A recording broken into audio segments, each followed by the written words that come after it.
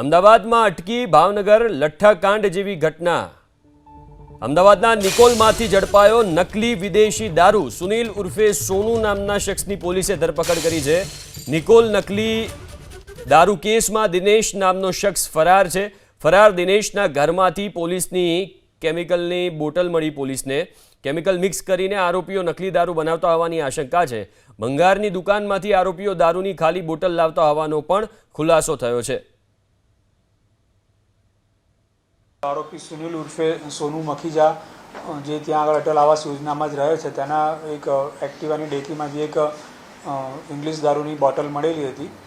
ત્યારબાદ એની ત્યાં આગળ પૂછપરછ કરતા પોતે જે છે એનો એક જે સાથીદાર છે દિનેશ ઝંડાવાલા કે જે કુબેરનગરમાં રહે છે એની સાથે મળીને એ લોકો ત્યાં આગળ સસ્તી ગુણવત્તાનો જે વિદેશી દારૂ હોય એ પોતે જે મોંઘી બ્રાન્ડ હોય મોંઘી બ્રાન્ડની બોટલોમાં ભરીને એ લોકો વેચતા હતા।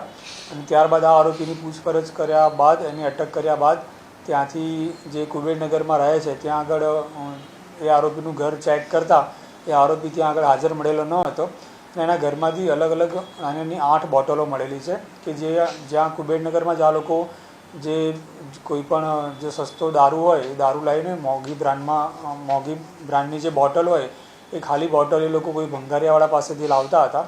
અને ખાલી બોટલ તેમજ એની ઉપર એક સ્ટીકર લગાવીને ત્યાં આગળ સીલ પેક કરીને એમાં જે મોંઘી બ્રાન્ડનું જે મુજબનું બી ફ્લેવર હોય એ મુજબનું એસેન્સ કે ફ્લેવર એમાં અંદર નાખીને સીલ પેક કરીને આ લોકો વેચતા હતા। જેના આધારે આ બંને ટીમો દ્વારા એક ફરિયાદ દાખલ કરવામાં આવેલી છે ને જેનું ઇન્વેસ્ટિગેશન હાલ નિકોલ પોલીસ સ્ટેશનમાં ચાલી રહ્યું છે।